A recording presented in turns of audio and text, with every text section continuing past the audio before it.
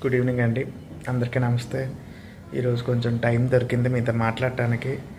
Straight from the duty నేను video చేస్తున్నాను. ఏంటంటే మీకు వీడియోలో చూపించేది ఒక కడుపులో నీరు చేరడాన్ని నేను బయటకి ఆస్పిరేట్ చేస్తున్నానండి. సో ఇది ప్రధానంగా ఎందుకు జరుగుతుంది అంటే లివర్ డిసీజ్ అండి. దీర్ఘకాలపు లివర్ వ్యాధుల వల్ల.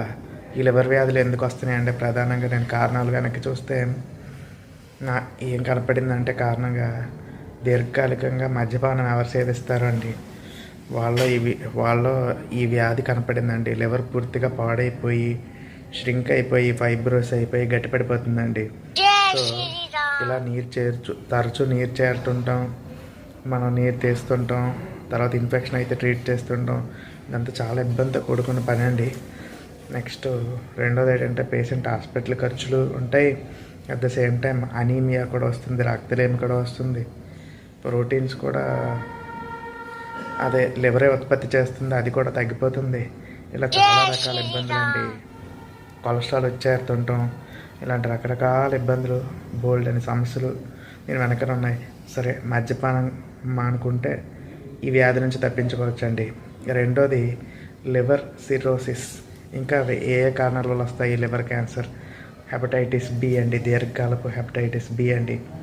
ఈ వైరస్ వల్ల కూడా మనకి లివర్ చెడిపోయి క్రమేణా పొట్టలో నీరు చేరటం, తర్వాత లివర్ మార్పిడి తప్ప వేరే మార్గం లేదండి ఆ పేషెంట్ బ్రతకటానికి. అదొక కారణం. మూడోది ఫ్యాటీ లివర్ అంటామన్నమాట. NAFLD, non alcoholic fatty liver disease అంటామన్నమాట. సో అందరిలోనూ కనిపించేదే కదా ఈ ఫ్యాటీ లివర్ అనుకుంటామండి. మొదట ఫ్యాటీ లివర్ రావడానికి కారణం శరీరంలో అక్కడక్కడ ఉండే కొవ్వంతా ఎత్తిపెట్టి లివర్లో వేస్తుందండి. సో అది గ్రేడ్స్ ఆఫ్ ఫ్యాటీ లివర్ క్రమేణా ఫైబ్రోసిస్, సిరోసిస్ కింద మారుతుంటుంది. సో దీన్ని మనం లివర్ చేసుకోవచ్చు మంచి ఆహారపు అలవాట్ల వల్ల, ఎక్సర్సైజ్ వల్ల.